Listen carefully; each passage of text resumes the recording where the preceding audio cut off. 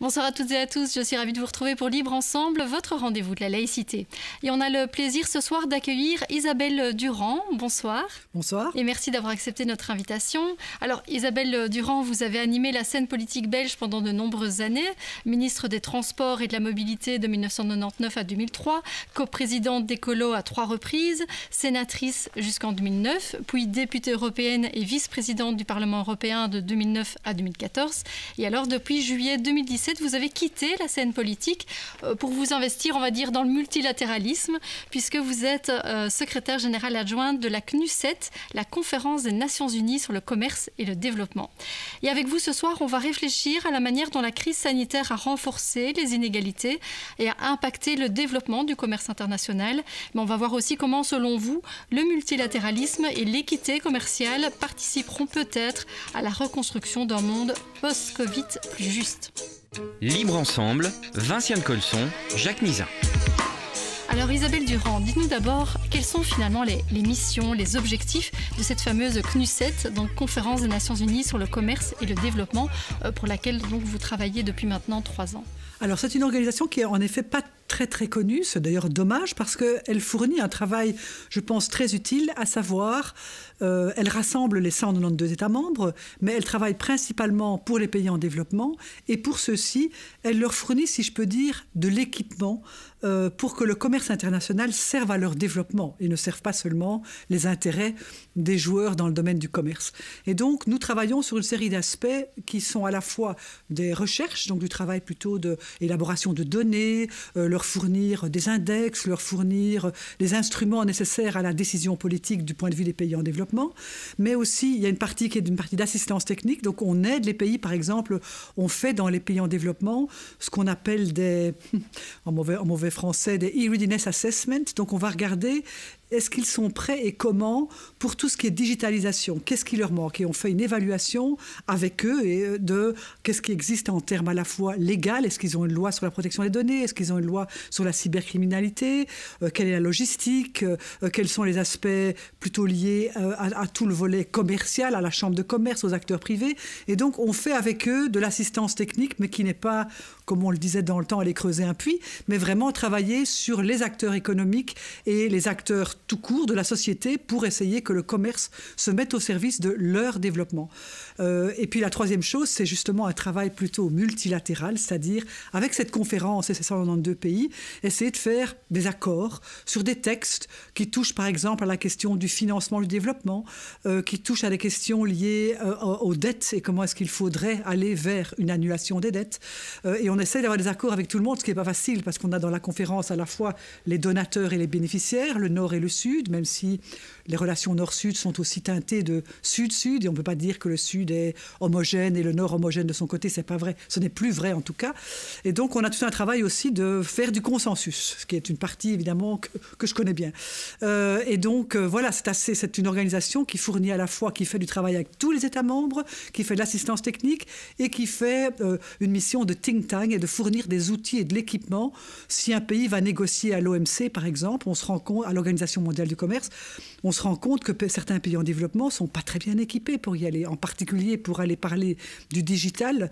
Souvent, ils n'ont pas de spécialistes, peu d'experts. Ils arrivent là, alors que d'autres pays arrivent avec des cabinets d'avocats et une expertise incroyable. Et donc, nous, on essaye de les équiper, leur donner les instruments. De les former. Voilà, les former ou leur donner ce qu'il faut pour qu'ils puissent après eux-mêmes décider ce qu'ils font. La souveraineté des États reste la souveraineté des États. On ne peut pas leur dire ce qu'ils doivent faire, mais on peut leur donner les instruments pour mieux décider ou être mieux équipés dans ce qu'ils ont à faire. Voilà en gros à quoi sert la CNUSET. Elle est basée à Genève et elle occupe grosso modo 450-500 personnes. Alors, on voit que dans les objectifs de cette fameuse CNUSET, il y a aussi l'équité commerciale internationale. Qu'est-ce que ça signifie concrètement, cette équité commerciale ? Alors, la question du commerce, c'est compliqué. Dans les années, il y a 2 ou 3 décades, on a pensé que le commerce allait tout régler et que le commerce international, où il fait rentrer les pays en développement, allait immédiatement les faire devenir des acteurs sur pied d'égalité avec tous les autres. Ça n'est évidemment pas le cas et la globalisation est loin d'avoir tenu ses promesses à pas mal d'égards, dans la mesure où les relations commerciales sont aussi teintées évidemment d'une puissance forte. On l'a vu dans l'Organisation mondiale du commerce, des pays les plus développés développés par rapport à tous les autres. Et ce qu'on a appelé, pour ceux qui sont un peu plus familiers avec ça, l'agenda de Doha, c'est-à-dire un agenda qui a été négocié dans les années 2000 et qui était très juste, enfin qui avait pour but de donner des préférences plus spéciales aux pays en développement pour qu'ils puissent jouer à armes égales avec les autres. Cet agenda de Doha, qui devait aussi d'ailleurs préserver les biens environnementaux, les biens médicaux, les mettre à part des règles du commerce traditionnel, cet agenda n'a jamais été ni même adopté, ni mis en œuvre. Et donc on est dans un contexte où il y a quand même de grandes inégalités dans l'approche commerciale d'une part. D'autre part, on se rend bien compte ces dernières années que ce sont les États-Unis et la Chine qui ont dominé un peu le marché dans leur opposition respective en termes de barrières tarifaires, etc., etc. Et qui paye là-dedans le prix? Ce sont les plus petits, évidemment. Quand les grands ne parviennent pas à se mettre d'accord, ce sont les petits qui sont lésés. Et donc notre objectif à nous est d'essayer justement de donner des outils et surtout de promouvoir un multilatéralisme plus sain, plus juste et dans lequel on prend en compte réellement les besoins spécifiques de certains pays. Ça ne veut pas dire du néocolonialisme, ça ne veut pas dire un bête protectionnisme, ça veut dire quelque chose qui est plus juste et qui part du principe que tout le monde n'est pas sur pied d'égalité au départ. Alors on reparlera dans un instant du multilatéralisme, mais j'ai quand même envie de parler de l'actualité. On sait que la crise de la Covid, elle est mondiale. Est-ce que pour vous, elle a renforcé encore les inégalités entre pays? Incontestablement. Et d'ailleurs, dans tous les domaines, cette crise du Covid a vraiment exacerbé des tendances qui préexistaient avant. Et en matière d'inégalité entre les pays, c'est une évidence, parce que autant... Je vais dire en gros, les pays du Sud, c'est un paquet parce que ce n'est pas un paquet homogène, mais soit. Les pays en développement, en général, sont un peu moins infectés, au sens où ils ont moins de cas. Bon, peut-être qu'ils ne les enregistrent pas toujours de façon aussi précise que nous. Néanmoins, ils ont moins de cas, mais les conséquences socio-économiques sont pour eux beaucoup plus importantes et vont durer beaucoup plus longtemps que la pandémie. Et quand bien même il y aura un vaccin, et avant même qu'il ne soit identifié, c'est un autre test pour la communauté internationale de voir comment est-ce qu'on va gérer les vaccins, mais quand bien même il y en aurait un là demain matin, c'est pas pour ça que les conséquences socio-économiques de ce qui s'est passé vont s'arrêter. On a fait un calcul un peu global de dire voilà, pour un pays développé type, je sais pas moi, la Belgique, la France, l'Italie, on a grosso modo par tête d'habitant environ $1 400 qu'on consacre à l'aide, au soutien, à nos secteurs, aux groupes fragiles. Bon, alors bien sûr c'est pas assez. Ce qui se passe en Belgique, on le voit bien aussi, les inégalités se creusent de façon dramatique. Néanmoins, si on regarde un peu autour de soi, on a quand même un certain filet ou des aides minimales qui sont données pour que les gens subsistent ou gardent plus ou moins la tête hors de l'eau. Donc $1 400 pour un pays en développé type. Si on regarde un pays en développement, on est à $17. Et donc, vous voyez l'écart. Il n'y a rien, il n'y a pas de filet social. Dans la plupart des pays en développement, le gros des travailleurs sont des travailleurs de l'informel. Il n'y a pas de filet social, il n'y a pas d'encadrement ni de sécurité sociale, il n'y a pas d'accès à des aides, etc. Et par ailleurs, la capacité fiscale du pays est très réduite. Et donc, la capacité d'aide de ceux qui sont aujourd'hui bloqués. Et je prends un secteur en particulier parce que nous le connaissons souvent comme consommateur ici dans nos pays développés, c'est le tourisme. Le tourisme s'est arrêté top du jour au lendemain, terminé depuis mars ou avril dernier, et on est maintenant à la fin de l'année. Ça veut dire que pour des pays pour lesquels le tourisme représentait parfois jusqu'à 60-70% de leurs chiffres économiques, de l'emploi, et de l'emploi dans l'informel, l'emploi dans tout, parce que le tourisme, c'est pas que l'hôtel dans lequel on va ou l'infrastructure, c'est aussi toute la chaîne de valeur qu'il y a autour du tourisme. Ça fait travailler énormément de monde, même si c'est parfois dans l'informel, ça fait vivre beaucoup de gens. Du jour au lendemain, ces gens ont tout perdu.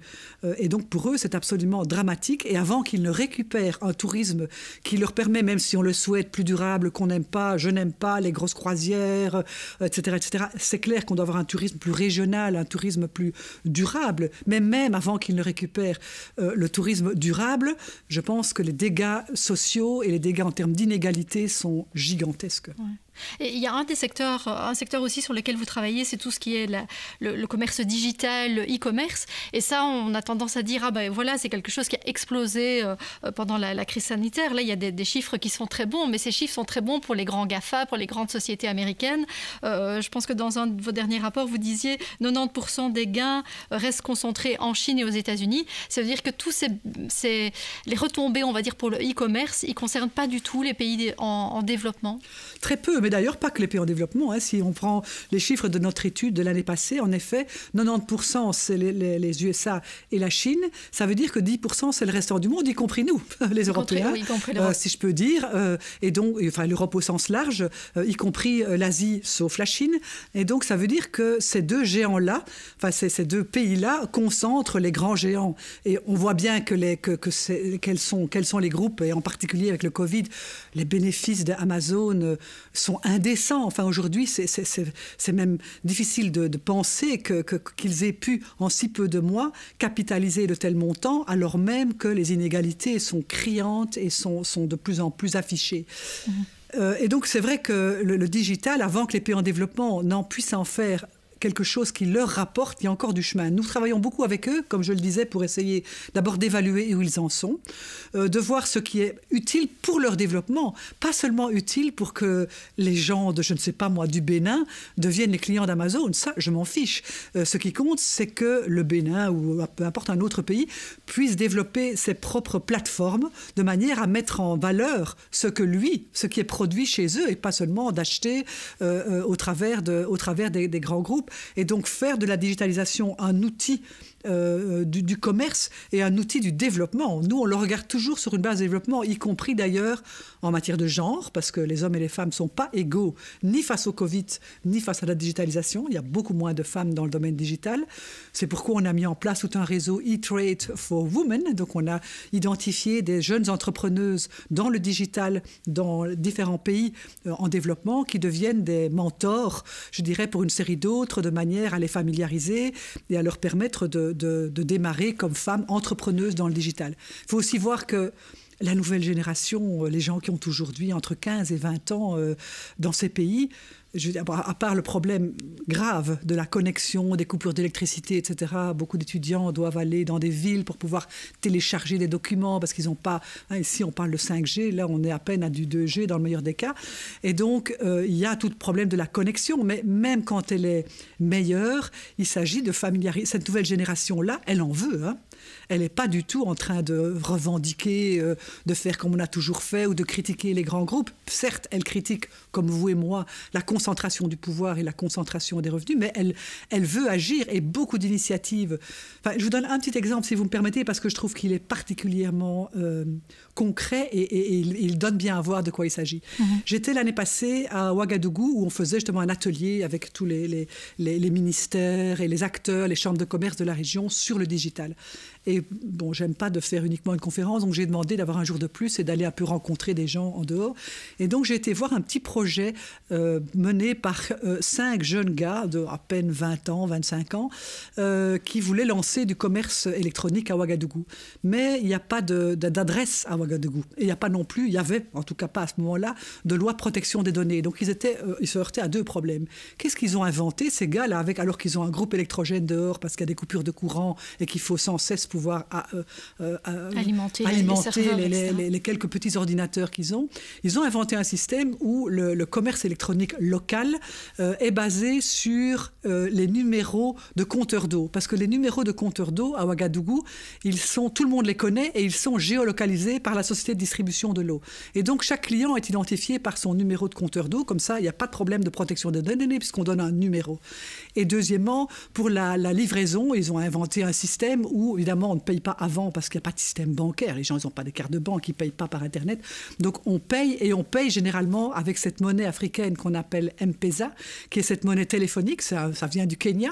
C'est très malin. Les gens n'ont pas confiance dans les banques. Il n'y a pas assez de système bancaire. Et donc, on a fait avec des unités de téléphone. Les gens payent en unités de téléphone parce que ça, les petits vendeurs de cartes de téléphone, il y en a partout, sur tous les marchés. On achète par petits morceaux, comme des cartes prépayées. Et donc, du coup, on peut, je dirais, calculer ce qu'on... En fait, c'est fantastique. Donc, ils sont particulièrement créatifs. Ils ont des petits moyens. Ils n'ont pas des grosses machines, des ordinateurs équipés comme les nôtres. Et néanmoins, ils font des merveilles. Oui, ils innovent. Et donc, voilà, c'est pour vous dire qu'il ne faut pas croire qu'on a uniquement d'un côté les grands groupes et de l'autre côté des gens qui font juste de l'agriculture. Il y a énormément dans la jeune génération de gens qui veulent faire du digital un outil du développement de leur pays. Y compris, pas seulement dans le commerce, mais dans la santé. Quand on n'a pas accès aux soins, on peut avoir des conseils sur un téléphone. Beaucoup de gens ont un téléphone en Afrique. Hein. Ça, c'est très répandu, même si parfois la connexion n'est pas bonne. Et donc, on peut faire de l'assistance médicale par le téléphone, par l'accès à Internet. Et donc, le digital, c'est quand même quelque chose qui est un instrument, qui peut être, à certaines conditions, un instrument absolument de leur faire sauter des étapes, je dirais, dans le développement qui est le leur. Alors aujourd'hui, on parle beaucoup de l'après-Covid, du monde d'après. On ne compte plus les cartes blanches qui appellent à un monde plus juste, un monde autant que les infectés, plus durable, presque, voilà, c'est ça, plus équitable. Donc beaucoup de bonnes intentions.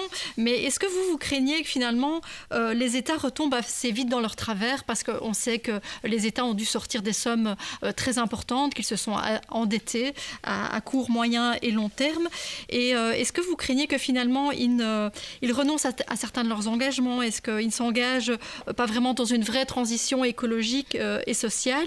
Enfin, quel rôle peut aussi jouer le commerce là-dedans? Parce que le commerce, il est aussi un peu à la base de cette circulation du virus. On sait que c'est parce qu'on est dans un monde globalisé que le virus a autant circulé. Donc comment finalement jongler avec tout ça, avec tous ces éléments-là?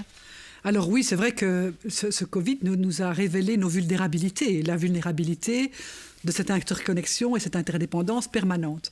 En même temps, c'est un fait. Je ne pense pas qu'on va... Je ne souhaite pas, franchement, je crois que personne ne souhaite qu'on revienne à une époque où on est uniquement dans le protectionnisme et le nationalisme et où on ne fait que de la consommation locale pour tout, de la production locale pour tout. Ça n'a aucun sens. Mais on parle quand même de plus en plus de relocalisation. Donc je dis bien pour tout.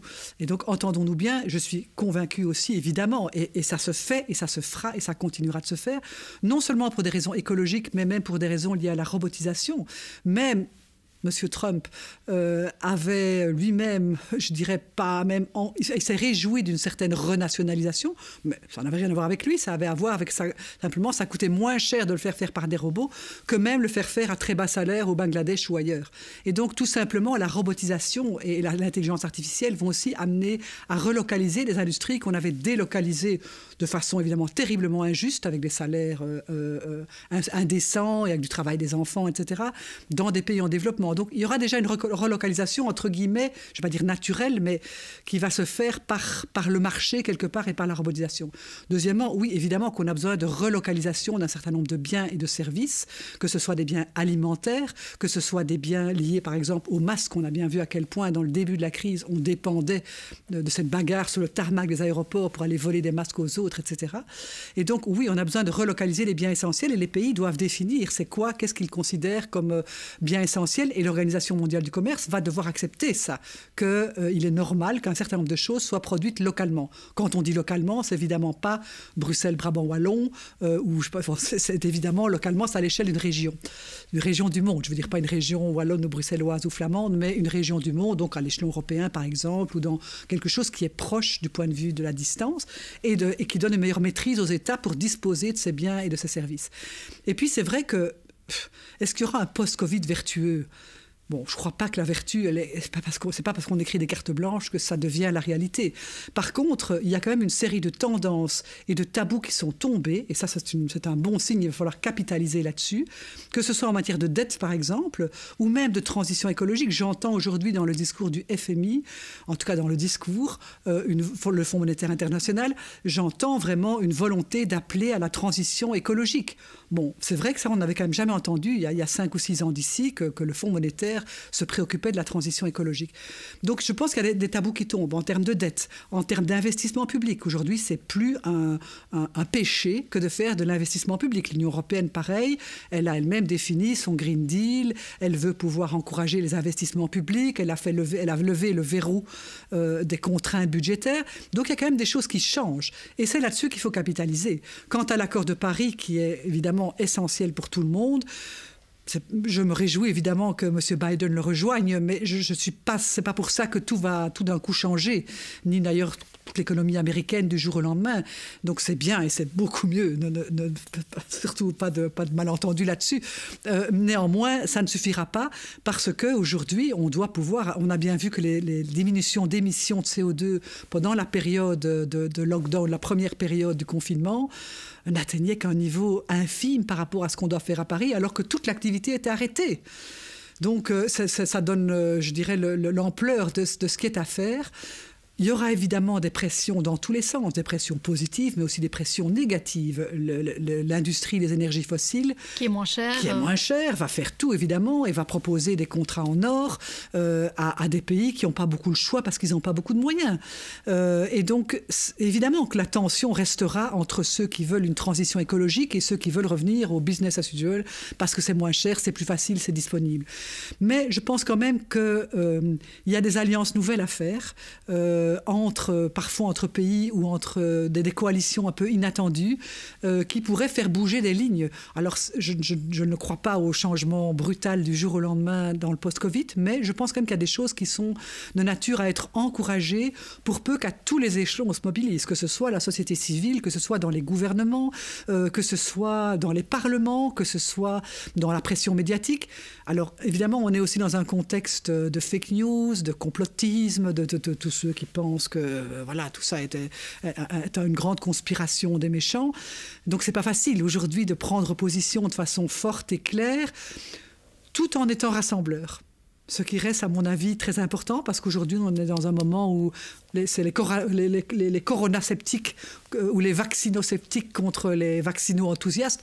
C'est absurde de présenter les choses de cette façon-là. Ce n'est pas une question d'enthousiasme ou de croyance. C'est une question de la qualité du vaccin, d'une part, et d'autre part, le test que ce sera pour nous tous, pour la communauté internationale, d'être capable d'en faire vraiment un bien commun et de le distribuer prioritairement à ceux qui en ont d'abord besoin. Et certains en ont plus besoin que d'autres. Ça va donc être un énorme test dont je ne peux pas préjuger aujourd'hui du résultat. J'espère évidemment qu'il sera le moins mauvais possible, même le meilleur possible, mais je crains quand même que certains lobbies divers et variés se manifestent, se fassent entendre, plus le fait qu'au niveau international, nous n'avons pas tous les mêmes règles en termes de droit à l'information, de liberté d'expression, et donc il y a des choses qui se disent qui ne sont pas nécessairement vraies et pas toujours contrôlables.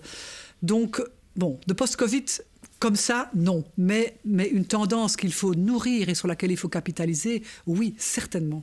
Et vous parlez justement dans ces tendances, par exemple, de nouvelles alliances, du fait que ce sont des enjeux mondiaux et donc il va falloir collaborer ensemble. Or, j'ai l'impression que ça fait quand même quelques années qu'on dit que le multilatéralisme est en crise. Alors, on parle souvent d'échecs comme le Conseil de sécurité des Nations Unies qui, sur une crise comme le conflit syrien, ne s'en sort pas et ne parvient pas à prendre de décision. Est-ce que pour vous, le multilatéralisme a encore quand même un avenir dans certains secteurs, ou est-ce que le multilatéralisme, c'est un concept d'un autre âge? Oh non, sûrement pas d'un autre âge. Simplement, je pense que ces dernières années, et avant même le Covid, son épicentre a changé.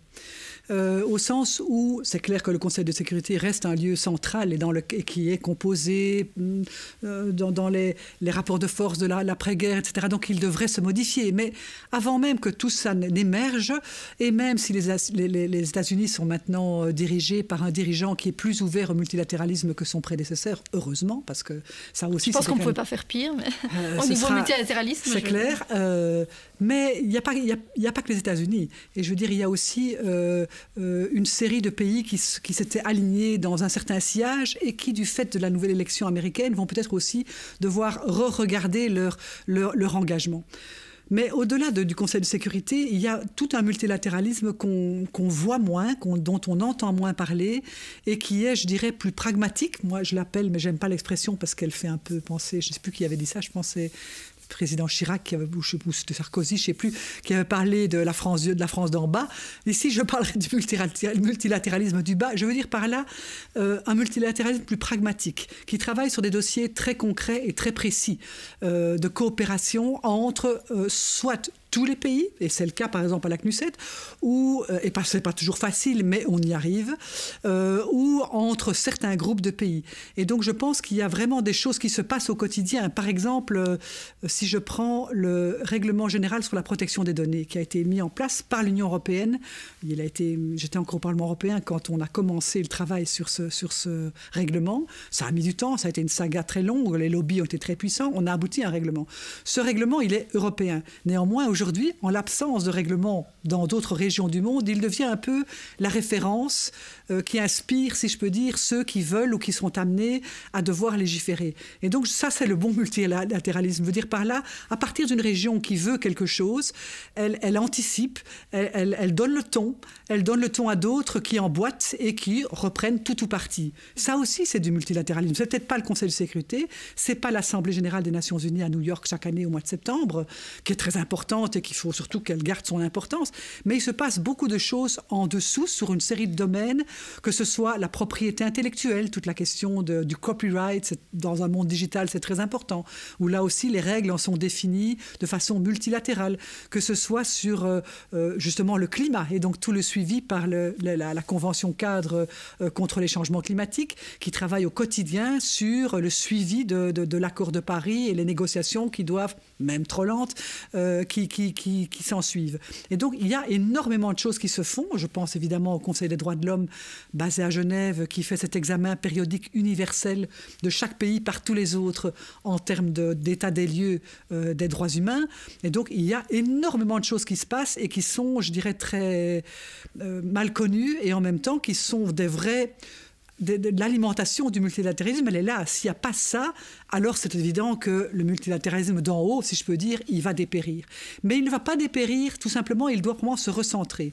Il doit aussi se recentrer en termes d'acteurs. Moi, je ne crois pas que les nations sont toujours les seuls acteurs représentatifs. J'ai du respect pour les gouvernements élus et je ne mets pas en doute leur souveraineté, mais je pense que faire un peu plus pour associer d'autres acteurs, et je pense en particulier aux villes, aux grandes villes qui partout dans le monde sont celles dans lesquelles 80% de la population se concentre et où les choses bougent fort et parfois plus vite, en bien ou en mal si je peux dire.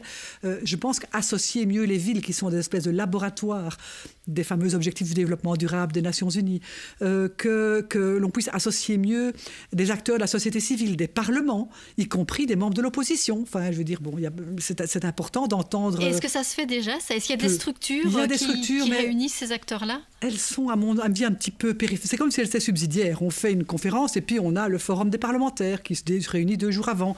Et puis on a 3 jours après le forum de la société civile. Qui font un rapport mais qui n'aiment pas vraiment écouter lui. Je crois qu'on pourrait faire mieux en termes d'intégration, et je dirais les méthodes digitales qu'on est tous obligés d'employer, même si on en a un peu jusque-là d'être devant nos écrans, mais néanmoins c'est quand même précieux.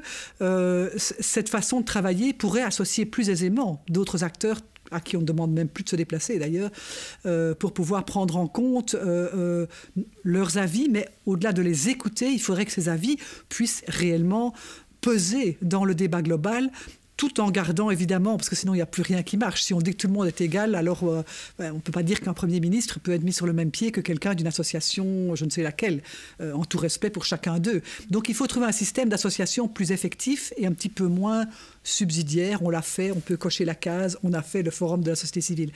Donc je crois qu'il y a des choses qu'on pourrait activer mieux. D'autre part, je pense que les États eux-mêmes sont aussi quelque part contestés, sont parfois dans la tension avec des entités sub-étatiques, leurs régions, dans les grands États fédéraux. Oui, les régions comptent fort par rapport à la parole de l'État-nation. Et donc là aussi, il ne faut pas faire un dessin. Mais bon, même si nous, on a des règles sur la manière de...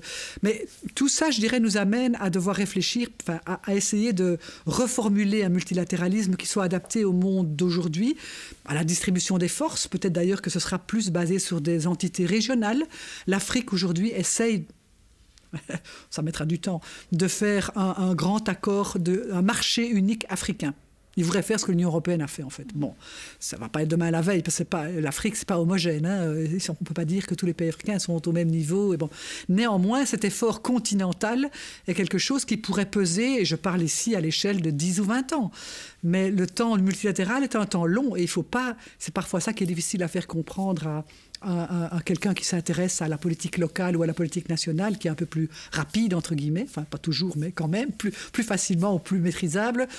Le multilatéral, c'est compliqué, ça prend beaucoup de temps, ça demande énormément de diplomatie, d'entre-gens, pour essayer de mettre les gens d'accord, trouver les assiettes sur lesquelles de négociations sur lesquelles on peut s'entendre. Et donc ça prend du temps. Et je pense qu'il ne faut pas avoir peur du temps long. Voilà, il faut le préparer, il faut le nourrir, Et donc non, je ne crois pas du tout que le multilatéralisme... Au contraire, et le Covid nous a montré à quel point notre dépendance, notre interdépendance est grande, et donc à quel point la coopération est impérative. Mais probablement devra-t-elle emprunter dans l'avenir des chemins un peu différents. En tout cas, Isabelle Durand, vraiment un grand merci pour cet entretien très riche.